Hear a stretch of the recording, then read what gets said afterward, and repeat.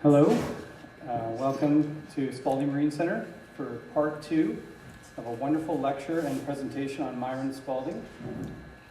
This presentation has been researched and prepared by Michael Wiener, a close friend of ours and a close friend of Myron's.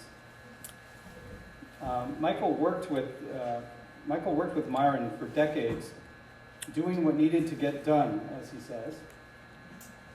For those who missed part 1 of this lecture, on the early years of Myron's life, you can listen to it by going to our website. If you go to spauldingcenter.org and you go to this event, there's a link there to part 1, and you can listen to the audio of part 1.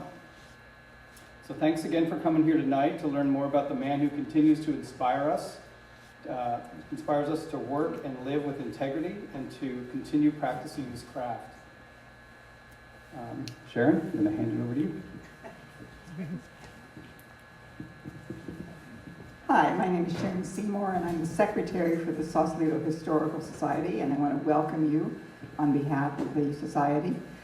This is the 5th history talk that we have done this year, and the Historical Society is collaborating with local organizations, so thank you very much to Spaulding for collaborating with us on this event. We've already heard a little bit about Michael. How many people were here last year for the first part? Oh, so there's some people who weren't. So yes, you may want to look at the part 1 on the Spaulding website. Michael was born and bred in Sausalito. He still lives in the house he was born in, so he's a real Sausalitian. And he studied boat building. He had a 4-year apprenticeship as a boat building in Denmark. Hence, he has a Danish wife. As Matt said, he worked at Spaulding for 20 years, did what needed to be done. Then when Myron died, he became a founding director of the Spaulding Wooden Boat Center. And currently he is vice president of the Sausalito Historical Society board. And he's my go-to person for anything I need to have done. So you're in for a treat. Michael has done a lot of research for this. So welcome to Michael.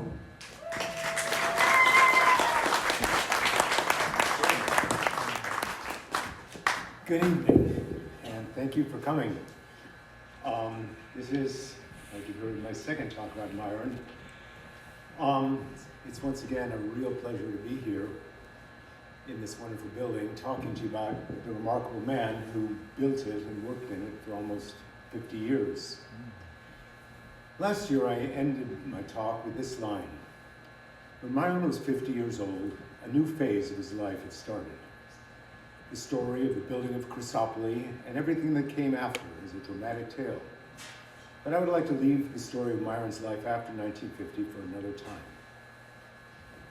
I have to admit that at the time, I was kind of taking the easy way out, trying to smooth over a somewhat abrupt ending with the vague suggestion of a future chapter. So to my surprise, people took the suggestion seriously and expressed the hope that I would indeed tell that story. So here goes. Myron was an endlessly fascinating character, and tonight I will try to tell you some more of the story of his remarkable life, including a look at a few of the many really fascinating people who are a part of it. There may be those among you who have little familiarity with Myron. I would like to very briefly go over who Myron was and why we're talking about him. Myron Spaulding could be, and often is, rightfully described as a genius, an extraordinary human being. But though he was extraordinary, he embodied the human qualities that are to be found in all of us, though he certainly developed them to a higher degree than most of us ever achieve. When I first met him in 1978, he was a highly respected boat builder and a yacht designer. But by then he had already retired from 2 of the principal passions of his life: his career as a professional musician and his life as a highly respected and admired sailor. The question of how these 2 very different callings fit together is one that has guided me in my research for tonight's talk. Is it hard to see? Okay. In order to understand the story of Myron's life after 1950, it is interesting and helpful to take a closer look at the years that led up to the building of his famous 45-foot ocean racer, Sausalito. By any measure of success, in 1950, when Myron was 45 years old, he had achieved more than most people accomplish in a lifetime. He had realized success and recognition in the two seemingly unconnected worlds of yacht racing and of music. As I spoke of in detail last year, Myron was born in 1905 on the outskirts of the logging town of Eureka. His father was often away from home for entire seasons, and Myron's mother raised Myron and his brother alone in a small wooden house on the edge of town. When Myron was 7, his mother fell in love with a man she had met and disappeared from his life. That same year, he started playing the violin. Myron lived with friends and foster families for the next few years. He remembered it as a miserable time. But like all healthy young kids, Myron ran around Eureka, playing between sawmills and the sea. He learned to swim and to sail. When Myron was 14, he and his brother were made wards of the court. He was sent to San Francisco to the Boys' Aid Society of California, called a residential home for working boys. A variety of boys passed through the home, referred by the courts, many homeless, neglected, or abused. Myron, being slightly older than the average, later recounted being pleased that he had gotten a room of his own, enabling him to practice the violin as much as he wanted. The staff very soon recognized him as a child with unusual potential. He was sent to Poly High School, where, along with English, math, and technical drawing, he played in the orchestra and famously built his first boat, a 16-foot centerboarder. Myron joined the Musicians Union when he was 18, a prerequisite for playing professionally in San Francisco. The St. Francis Yacht Club was founded the same year, and Myron began to make a name for himself as a sailor, while making a living playing in silent movie houses and vaudeville theaters. We can see that already in high school, Myron's dual life had started. In 1930, when he was only 25, Myron was awarded a seat in the San Francisco Symphony.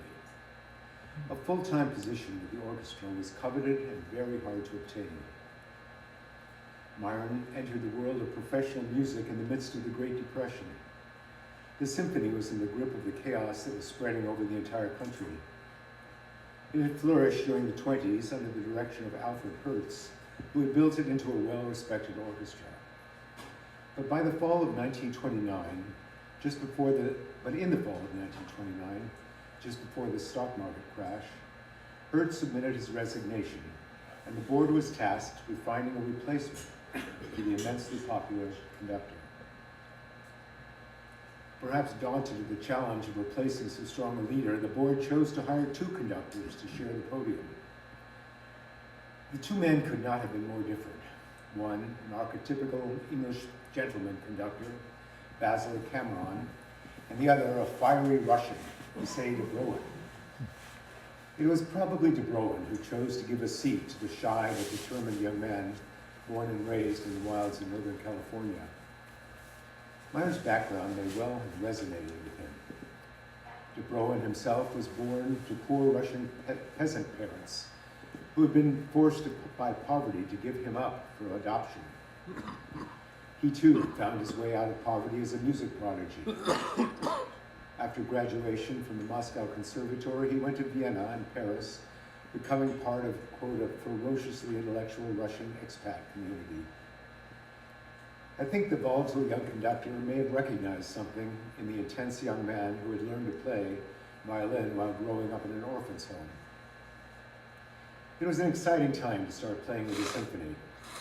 On September 9th, 1932, 82 years to the day after California had become a state, the the symphony finally got a home of its own in the new War Memorial Opera House. At that time, the opera, orchestra, and the symphony were the same thing, and for the next 25 years, Myron played in both. Myron now had the security of a steady income. The symphony season was only 16 weeks long at that time. I imagine this suited Myron well. He was extremely frugal, which allowed him to continue racing and designing sailboats on his modest income. In July of 1936, Myron, then 30 years old, made an indelible name for himself in the yachting world, skippering the famous Sparkman and Stevens yacht Dorade to a first-place finish in the Honolulu race of that year. Dorade came in both first in fleet on elapsed time and first in fleet on corrected time. A stunning triumph for the young sailor. This was a significant moment in Myron's life, both in terms of recognition and in that it was the beginning of a long, mutually respectful relationship with the highly successful designers Rod and Olin Stevens, who had founded the renowned design firm of Sparkman and Stevens only a few years earlier. Many of the crew on Dorade, in particular the then 19-year-old James Michael, center top in the picture, would remain lifelong friends of Myron's. We'll hear more about James Michael later in the story. The same year as Myron's triumph on Dorade, the famous conductor Pierre Monteur became the music director of the San Francisco Symphony. The symphony was soon nationally recognized as an institution dedicated to contemporary music. Stravinsky and Rachmaninoff conducted their own works in San Francisco. George Gershwin conducted his Rhapsody in Blue, and Marian Anderson, who had been banned from singing in Washington, D.C. because of her race, made her San Francisco debut. That was the world Myron played in. And just for reference, 2 months later, in May of 1936, the Golden Gate Bridge opened to traffic. The next year, Anderson and Christofany commissioned Myron to design a 37-foot sloop for one of their customers. Anderson and Christofany was a well-established boatyard on Hunter's Point, where 30 years earlier, Jack London had built his Snark, the boat he sailed to the South Pacific. Myron was 32 when his sloop Naughtygal was built and launched. Myron was able to rent an office at 617 Montgomery Street for $10 a month. Though he lived in boarding houses around the city, Myron had found a secure place to work on his designs. It was to be his address for the next 20 years. I've become increasingly fascinated by the question of how music and sailing, the two apparently quite different aspects of Myron's life, fit together. In an effort to understand what it was like for Myron to play in the symphony, I interviewed a young violinist, Wyatt Underwood, who currently plays in the San Francisco Symphony. Speaking with him gave me insight into parallels I had not considered. In describing the act of playing as a symphony musician, he told me, "You always lead with your mind." I think he meant that though skill and practice are necessary, performing in the symphony is primarily a mental activity. I came to realize that though playing music and sailing boats are physically quite different, they are both fundamentally activities of the mind. I was amazed to hear him say, playing in the symphony is like being in a school of fish. He meant that you were all reacting to the changes around you, even though you were all playing from the same score. This sounds a lot like sailing, as a part of the crew on a boat, where you are continually responding to changes in the wind, the currents, the actions of your fellow crewmen and the boats around you. I asked Wyatt what had most attracted him to a career in the symphony. He said that a major attraction for him was the huge repertoire of music the symphony gave you the experience of playing. Myron also, when asked in an interview in 1991 what his favorite piece was, answered, "Why, all of it, of course, all of it."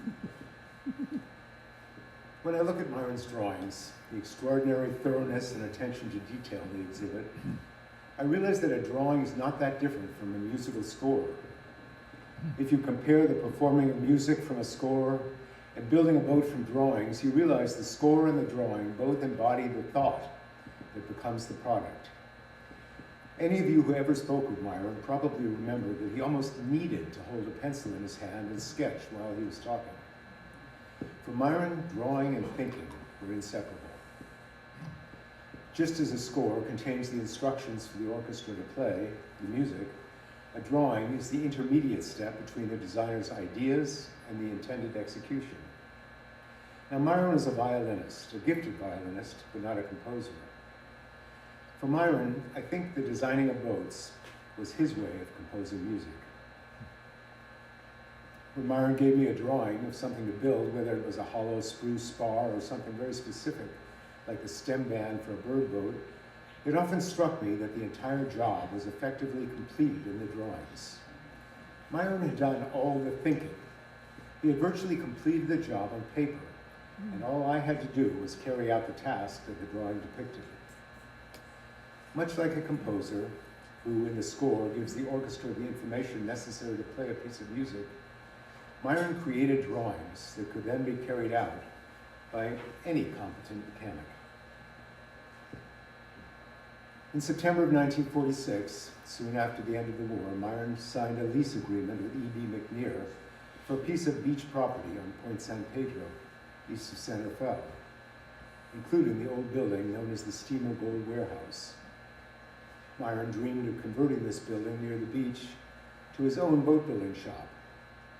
He developed plans for the new boatyard, calling it tentatively his Wenonee boatyard. It was a long drive to McNear's beach in Santa Fe.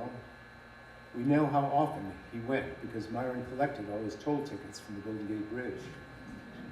He drove his pickup every day from the office on Montgomery Street, along the marina, past the San Francisco Yacht Harbor, stopping at the St. Francis Yacht Club to eat and chat, and talk with friends. He had been living in a boarding house at 1920 California Street, which included room and board. When the house was sold in 1945, Myron had a disagreement with the new owner about what meals were included in the price of his room. He was evicted in May of that year.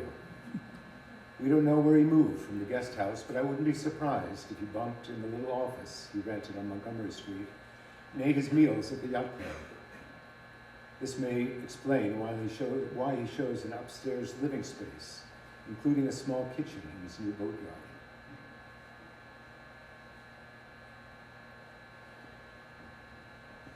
I just realized that slide was out of order. You'll have to just bear with me. Let's go to before the war now.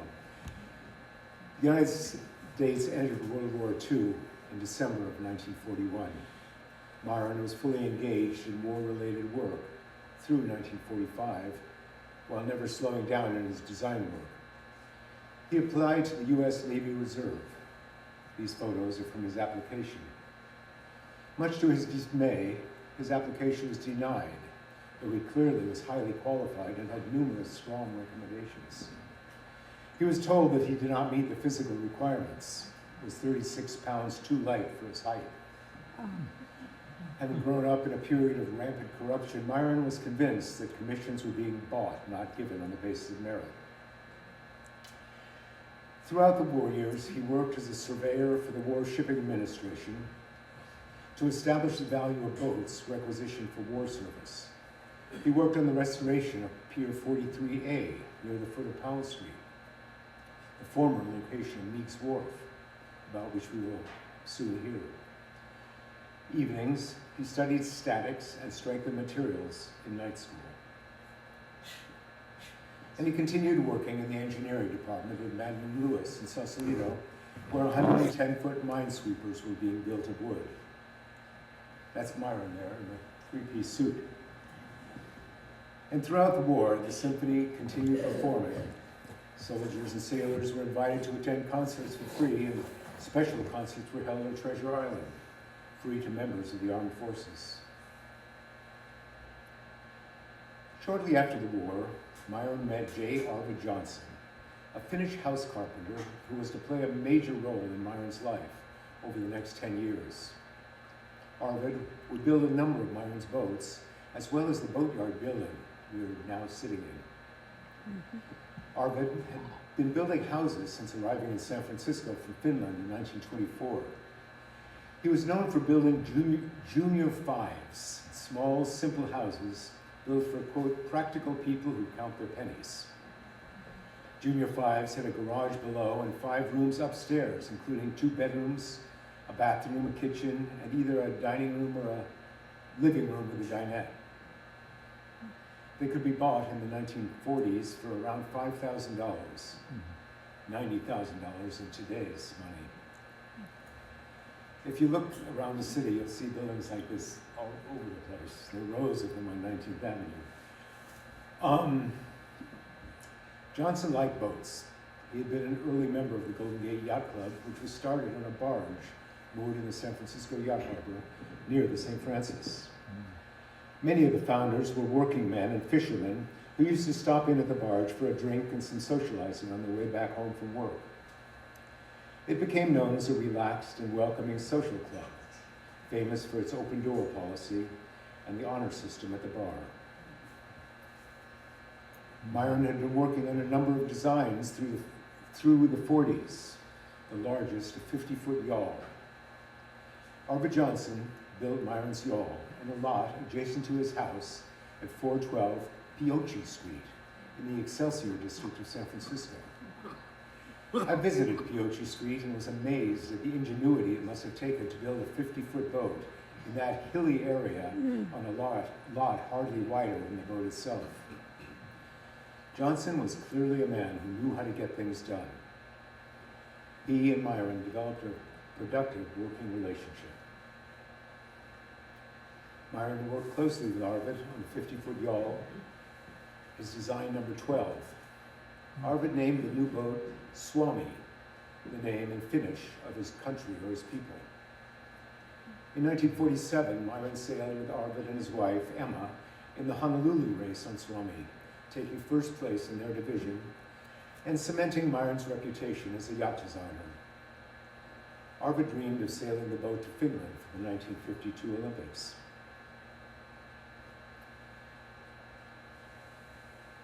Meanwhile, at his new boatyard on Point San Pedro, Myron hired 3 boat builders and proceeded to build his design number 14 for Dr. Harold Rosenblum.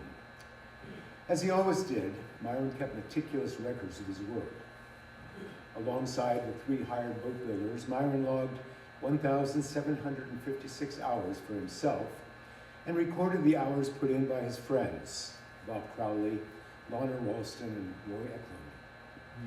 Later in life, Myron recalled with relish setting up the 8x8s and the 10x10s for the skidways together with Bob Crowley, greasing them with 5 gallons of tallow he'd gotten from a tannery, and launching what would prove to be the very successful Buoyant Girl off the beach on July 31st, 1949.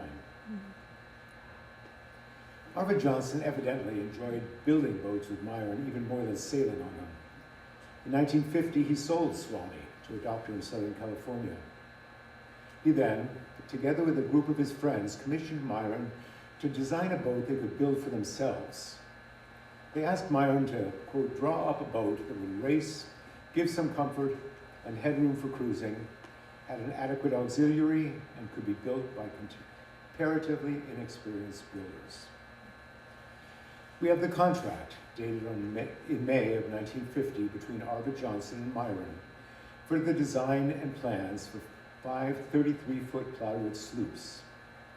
The contract states that, quote, for the sum of $625, Myron promises to design and furnish a complete set of plans and specifications and full-size details of hull on quarter-inch plywood for 5 sail sloops, 33 feet, more or less, unquote. The simple contract includes the signatures of the 5 owners and shows how much each would pay. After his experience with designing the Clipper in Sausalito, where he had sold the plans outright without receiving further payment for the more than 60 boats built to his plans, this was Myron's attempt to be a little more careful with his business matters. Arvid got Anderson and Christophany to allow him and his friends to use the loft floor at the yard if they cleaned up after using it. They found a nearby lot in Hunter's Point on which to build the boats. Myron supplied fasteners for each boat, his only income beyond the meager design fee. For Myron, it was always of paramount importance that only the best fasteners were used in his boats. I think that it was as much for this reason as for the minor income he gained that he insisted on supplying bronze fasteners to each of the builders. While the 33s were being built, and 2 days after Christmas in 1950, Myron received a letter from the McNears' lawyer asking him to immediately vacate his new boatyard, just shortly after he had gotten set up and a year and a half before the end of the lease. For the rest of his life, Myron was puzzled about exactly why he had been asked to leave the property. Myron was always suspicious of things going on in the background out of his control. At the time Myron leased the property in 1946, Erskine Baker McNeil was 75 years old and unwell. His wife of 47 years, Lucretia Proctor, had died a few years earlier. He soon married his second wife, Louise, who took over much of the day-to-day operations of the property. Louise was hard-driving and ambitious, and Myron had suspicions that something was going on when he read articles in the Marin Journal reporting that the new Mrs. McNeil was fighting with other tenants. But his abrupt eviction in the middle of winter in 1950 still came as a shock. Once again, Myron called on his friends. George Gearhart, who had a sheet metal company in one of the old buildings, in the old Marin shipbuildings, used his big truck to help Myron move all his newly acquired machinery and lumber to Sausalito. This was January of 1951. It's worth remembering that the symphony season ran from November through April. During these 6 months, Myron also rehearsed and played about 80 performances, about 24 commitments a month. Meanwhile, Myron was doggedly trying to find a space to store his machinery and the great quantity of lumber he had purchased for future projects. After a number of false starts, Myron finally found a piece of land that seemed promising to him near the old ferry landing for the recently closed Marin shipyard. The deed for his new property at what was then known as the foot of Gate 5 Road was signed on the 18th of January, 1954. Myron first asked Arvid Johnson to build a lumber shed so he would have somewhere to store all the material he brought over from McNears Beach. He also drew plans for a boat shop, and Arvid proceeded to build the building we are now sitting in. From the invoices he presented to Myron, we know that Arvid built the building in 5 months between July and November. For the entire building, Arvid charged Myron only $712.37 in profit. The building and lumber shed were built right on top of the dock. If you look down from where you're sitting, you can see the wide decking planks were laid tied up next to each other with no space between them. Myron soon realized that this was a mistake as the deck started to rot in the weather, and he relaid the entire dock outside the buildings, carefully leaving half-inch spaces between planks and between butts as well. The butts were laid out in a pattern so that double joists were placed where the butts would fall, enabling him to nail each piece without risk of splitting the ends of the planks. Here again, we see how important detail was to Myron in everything he did.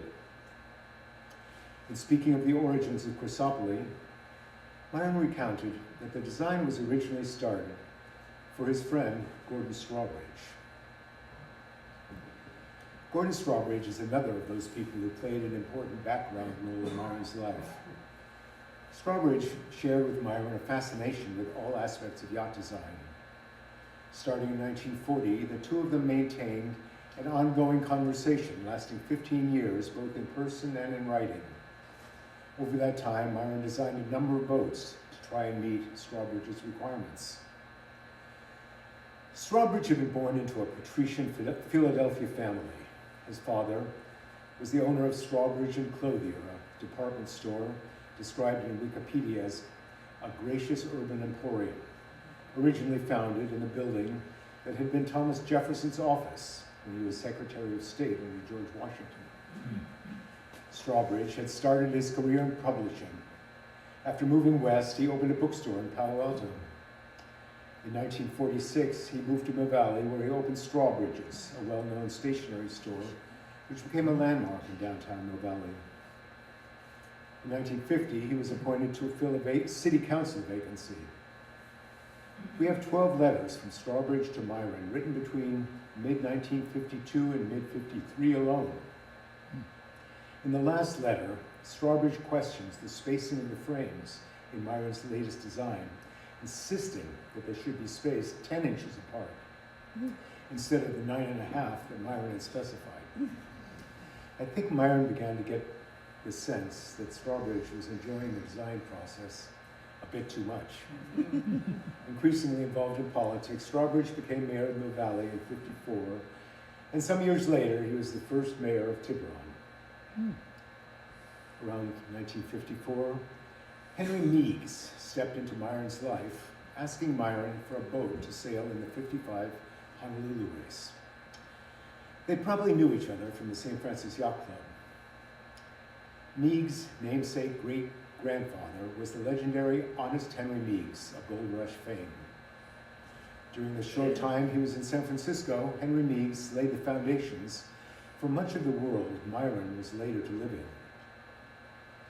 Meigs had arrived in 1849 on the packet Albany with a load of lumber that he proceeded to sell in the booming new city for 20 times its cost, for a profit of $50,000, more than $2 million in today's money.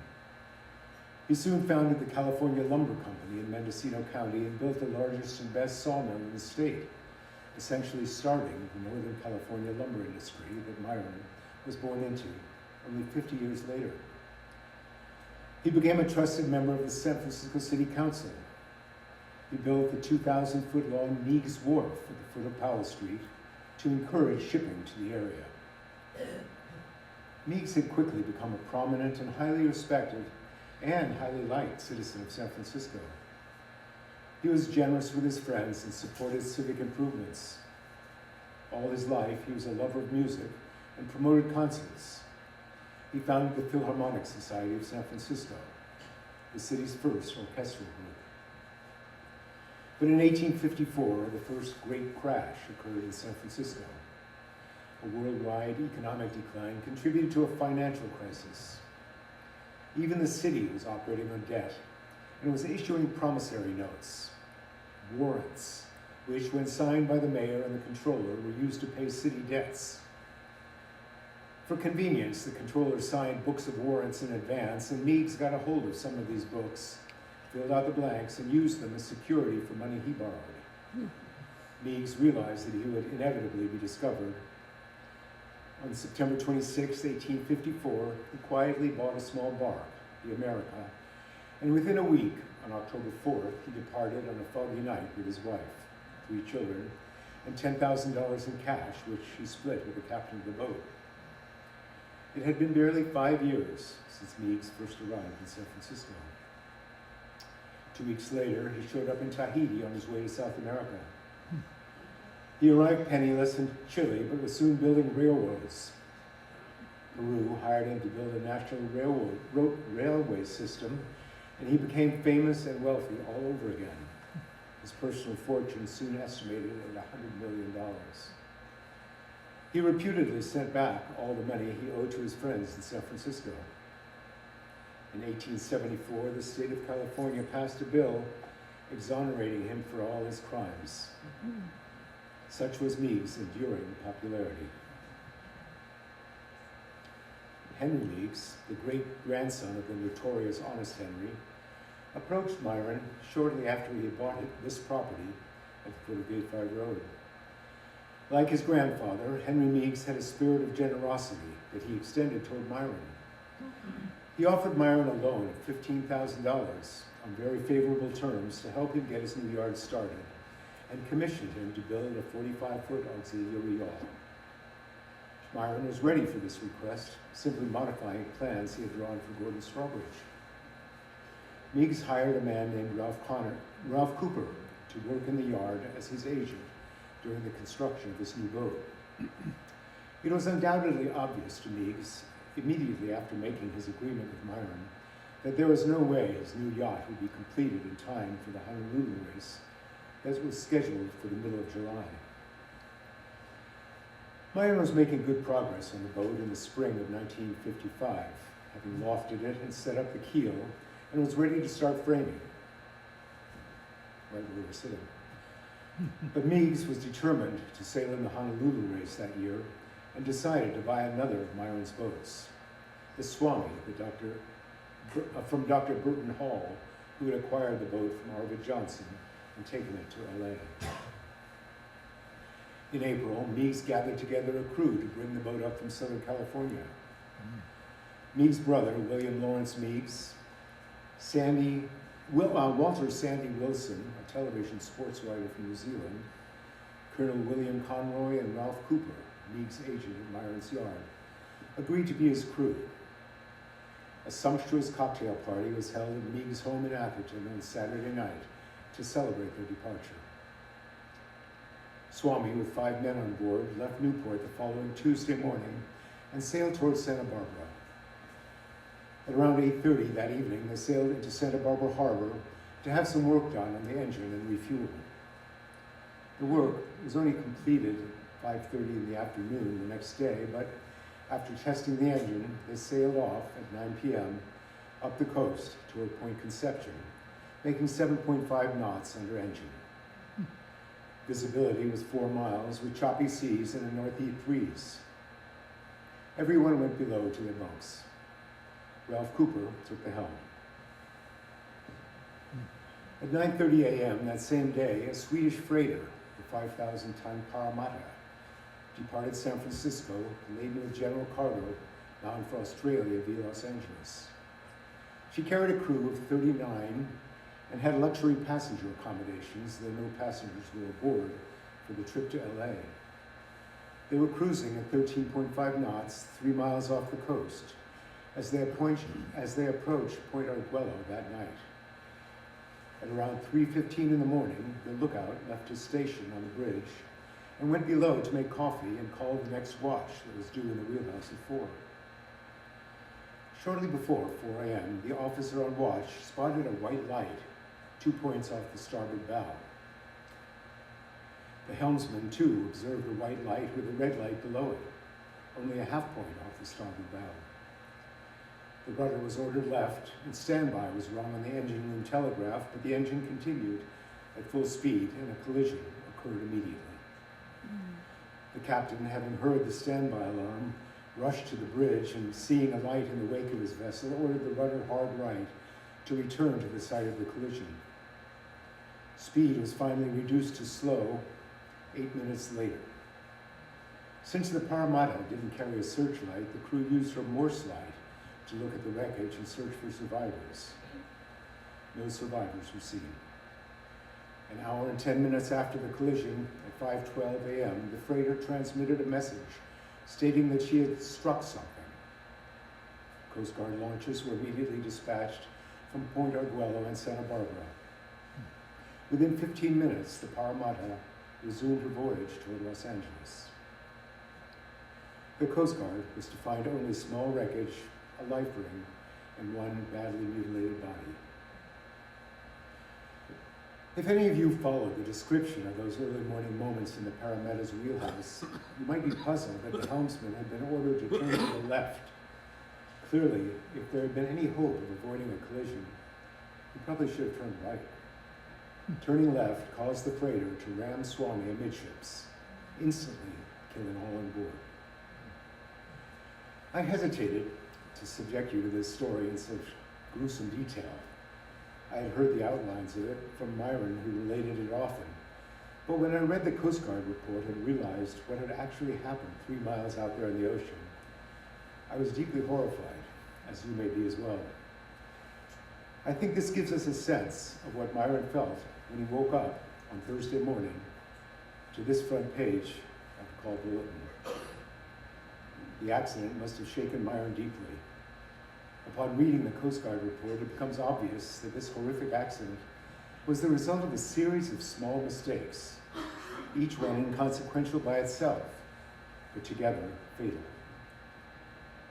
This event must have challenged everything that Myron was and lived for. For him, whether playing the violin, sailing, or designing boats, the important thing was having an awareness and understanding of every detail of the process. Myron's meticulous planning was emphasized in every talk he gave and every article written about him during his lifetime. Time had stopped for the Swami and his crew, but as witnessed by the Parramatta arriving in Long Beach to pick up its passengers only 3 hours behind schedule, life went on. By December of 1955, the fleet of 33s was growing, and the Golden Gate Yacht Club formed an official Spaulding 33 class. 4 months later, Arvid Johnson died after a short illness. After the collision, Myron still played 85 concerts in the 1955-56 season under the new Spanish conductor Enrique Horta, whom Myron liked for his no-nonsense approach to conducting. Myron's old friend and sailing partner from Dorade, James Michael, now an attorney with the law firm of Pillsbury, Madison, and Sutro, represented Myron in his efforts to settle with the Meigs estate. It was complicated, since in addition to the partially finished boat sitting in the yard, Myron still owed the money that Meigs had lent him to help start the yard. According to the initial agreement, the amount of Myron's profit would depend on the ultimate cost of the completed yacht, which in turn was expected to be approximately the amount of the loan. But of course, at this point, both the unfinished boat and the loan were liabilities for Myron. Strangely, the next year, in 1957, Myron decided to stop playing for the symphony. I say strangely because at this point, Myron had large debts and no dependable source of income. The commonly told story that I myself often repeated in the past was that Myron quit to concentrate on the completion of Chrysopoly, his design number 20. But in fact, it would be 2 years before Myron was to resume work on that project. In 1957 and 58, Myron was busy at the yard. He was making some money doing repairs and measuring boats. The 50s were, of course, a period of post-war prosperity, and the fact that Myron was highly regarded as a designer and a boat builder brought work to the yard. But his life was anything but stable. It is not completely obvious to me why Myron chose this moment to stop playing the violin. A clue came to me from Wyatt, the young violinist I interviewed.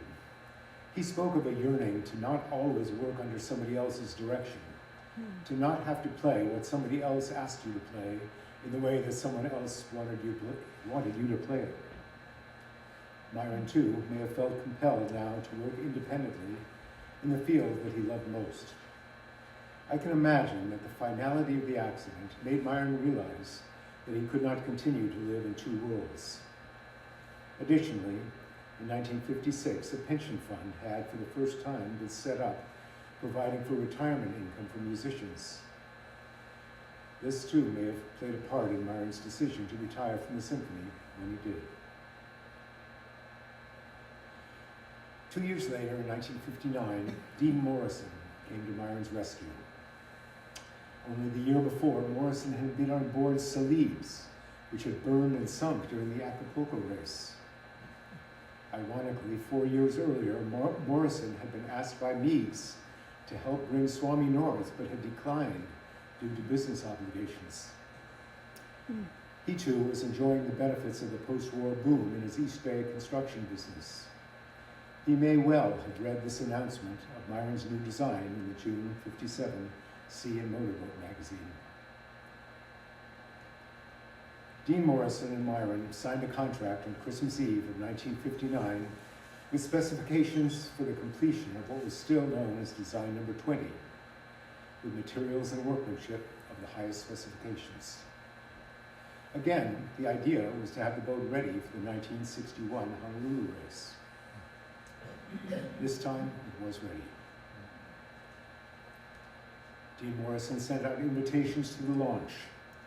The new yacht was to be called Chrysopoly, the Greek word for Golden Gate.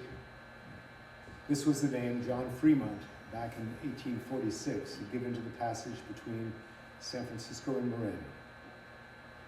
The launching was to be a big event. In a 6-page letter to his crew, Morrison said he was expecting 200 or 300 people for champagne on Sunday, June 18th.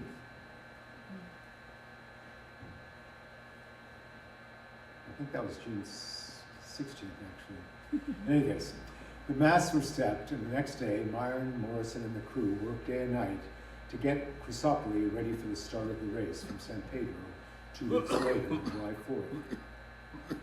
Chrysopoli would go on to sail the Transpac a total of 3 times, in 61, 63, and 65. She remained in the Morrison family for 50 years. In 2010, she was bought by an engineer from Australia, Rowan Corbett, who did some work on the boat before sailing to Costa Rica and on to Australia, where, as far as I know, she's still sailing today. If we were to apply the metaphor of a musical composition to Chrysopoli, we could think of her as being like a symphony of timeless elements. In the same way that a symphony by Beethoven is endlessly new no matter how many times one hears it, Chrysopoli has to this day a feeling of timeless beauty. Clearly built of the highest quality materials and to the highest standards of craftsmanship, time seems irrelevant. What stands out in Chrysopoli is a feeling of uncompromising excellence. She's not fancy or pretentious in any way. There is an honesty of design and execution that is clearly Myron's voice. We can think of Chrysopoli as what Myron had to say. Chrysopoli was to be the last major boat Myron would build. He did design a 28-foot sloop for his friend Robert Crowley that he and Crowley started to build together in 1958, shortly after he retired from the symphony. This boat was still under construction in the yard in 1978 when I met Myron.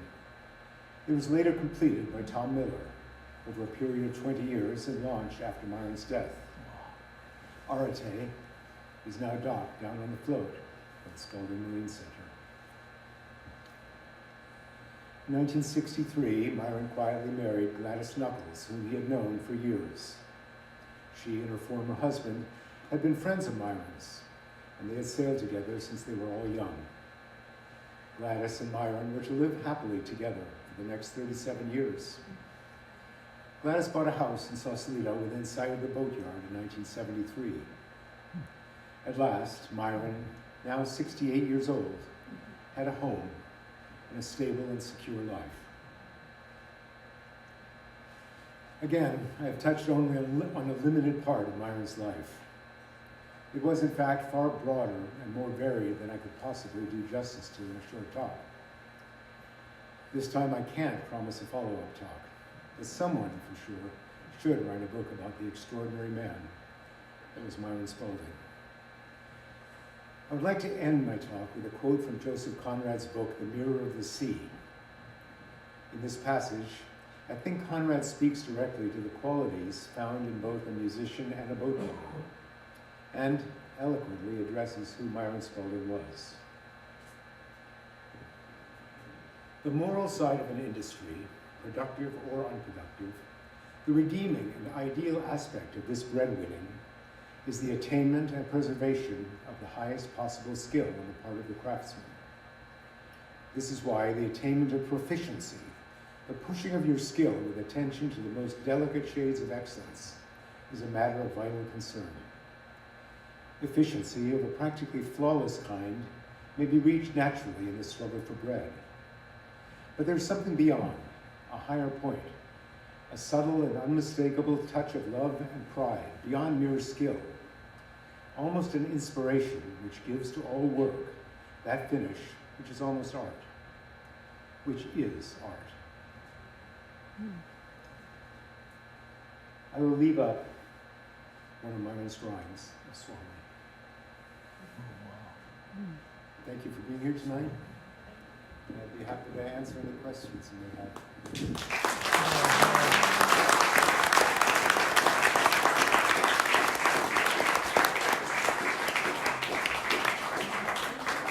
Serious talk, we're planning our attending. Yes, Alice. This is an odd little aside, but my father and I were really good friends.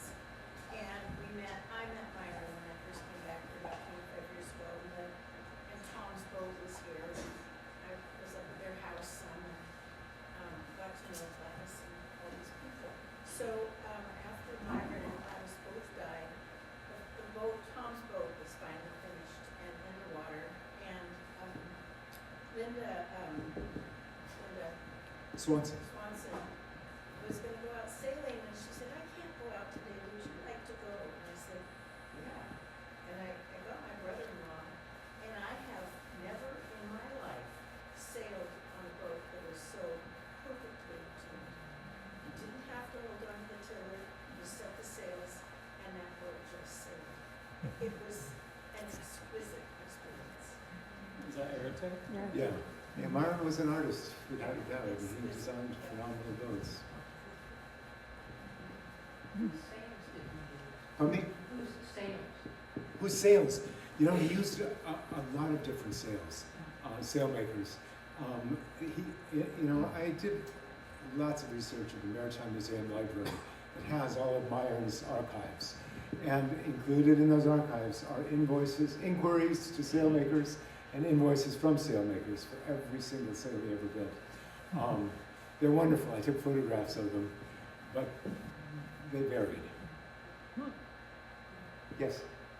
I was wondering if some of those exotic names that he named his boats, if they were from musical terms at all. Not that I know of. Vasapoli was named by the Norse, and of course, Naughty-Gal was sort of a play on nautical and gal. I don't know if it comes from musical. It may well. But, Suomi and the other Swami, one. Swami was definitely the name of Arvid Jansson's country in Finnish. Swami is the Finnish people in Finnish. So, but boy and girl could well be. Yeah, Myron led a very rich life. And I think that I became fascinated with that side of his life, which was made little of, that is his life as a violinist. I think it was, a major part of his life. Tom. I want to put it to rest. I've heard that his violin is a Stradivarius. Is that a lie? A legend? I didn't mean to do that. Just, I might screw things up here.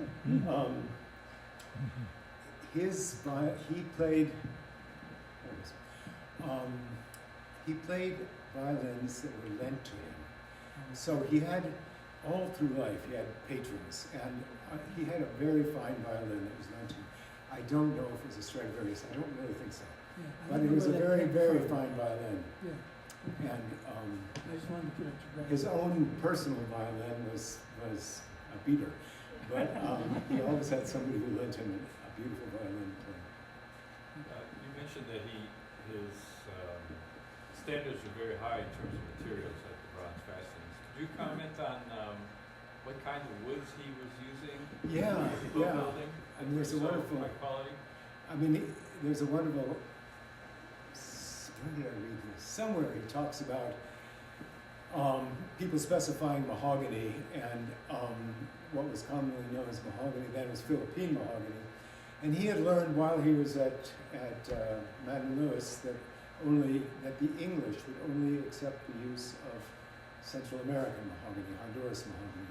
So he used a lot of Honduras mahogany. His early boats were built of the plank with vertical grain fir and framed in oak. Of course, the masts were all spruce.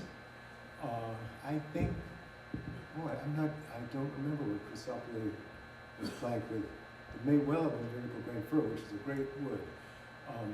But he was incredibly particular about the quality of the wood he used. So aside of the obvious, like using Honduras mahogany instead of Philippine, he specified, how many grains to the inch he wanted and how he wanted the grain run. So Myron, I spoke to this last time. Myron had grown up in the lumber industry, and the people around him highly respected wood. And so I think that was a fundamental part of Myron, that respect for wood. And these planks are amazing. Some of them are 18 inches wide, and they're just, what we walk on. But they've been here since 1955, and they'll be here indefinitely. His designs look a lot like Sparkman Stevens' designs. Is there any connection? Myron studied what was going on. I think his thinking and Sparkman Stevens' thinking was in parallel. And I don't think he copied them. I think they were all thinking the same thoughts and working with the same ideas. And you know, I don't know enough about it. I mean, I was puzzled by that too, and I've looked. Myron has, you know, when he started out designing a boat, he'd make a list of other boats of the same size by a number of other designers. He'd study them all, and then he would draw his own. So people were thinking in the same way. And I mean, again, well, this isn't a lines drawing, but you know, lines drawing is very much like music, and there's a great deal of subtlety in those lines, and they represent everything in terms of the boat's future qualities. And they're basically ideas that have been transferred to paper. Yeah. It is an interesting thing, the connection, but that's why, you know, when I mentioned this last year, when I finished my apprenticeship and I was looking for a place to work, I happened to go to the Sparkman and Stevens office and asked if there was a boatyard in America where they designed and built wooden boats. And Sparkman and Stevens referred me to Myron Spaulding in Sausalito. So, yeah. This is a real quick architectural thing. The planks in Galloway harbors that used to be the machine shop are like this, only we haven't taken as good a care of them. The flooring there is Oh, yeah. just like this. Are they this Same- wide? Yeah, Yeah. a little bit, yeah, they're the same. Yeah. Well, it's wonderful work. Let me just fill in a couple of details about some of the boats. Donegal is still with us, undergone considerable repair in the last year. Beautiful sailing boat. Been out with her a couple times. Oh, really? Where is he? Point San Pablo Yacht Club, Oh, yeah. Point Richmond. Uh-huh. To my knowledge, there's 3 Spaulding 33s still in the bay. There may be more. You may know more. There's one in Mexico, Uh-huh. and one of them ended up in Australia. That got destroyed in 2022. I recently heard there's one for sale at the old Kim. Yeah, that's number 8. Yeah. Well, Don is a celebrity in the room in the sense that he is the owner of a Spaulding 33. Yeah, it is. Number 9. Number 9. A real hero. Well, that boat was built by Ivan Davies. Yeah. He's a pattern maker. Yeah. Worked with Myron Spaulding. I worked with Ivan. He was a wonderful man. There's a stem band for a bird boat up there that's absolutely beautiful that Ivan made. Well, you were probably here when Aurora got rebuilt. Jonah and Ivan. I don't remember. But I worked a lot with Ivan. I really liked him. Yeah. He was old school. Very fine craftsman. Yes. I was just curious, Michael, was there a collaboration between George Gustave and Myron and Sparkman Stevens in spirit? I don't know. I just don't know. There's a lot I don't know. There's a lot I do know, but there's an amazing amount I don't know. Yeah. I have a question. Is there any relationship between the Strawbridge and Strawberry and Tiburon and all of that? I don't think so. Okay. I don't think so. I mean, it's interesting that he was the first mayor of Tiburon because Tiburon only became a city, I think, in 65 or 55? I think it was 65. So, I mean, Tiburon's a very new city. And he had something to do with it becoming a city. He also had a printing company here in Sausalito called Graphic Arts and Rome. That was a wonderful printer that he ran for many years. So he was an interesting man. But those letters between him and Myron, unbelievable. I didn't know how Myron did it because Strawbridge tried to design his own boat, but constantly wanted Myron to sort of touch up the drawings for him. Were there any European builders that built from Myron's Myron's plans? drawings? Yeah. There's some in the Mediterranean and stuff? Not that I know of. Not that I know of. Sparkling and Stevens were ubiquitous. They're everywhere. They built hundreds and hundreds and hundreds of boats, hundreds of designs. Michael Brule. For me? Who's talking to us? Who the hell is it? That's your phone.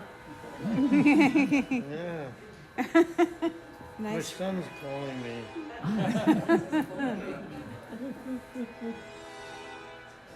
All right. Sounds like a train's coming through. How the hell do you stop the damn things when they get going? Well, thank you so Hit the much for side being button. here. Oh, thank you for being here.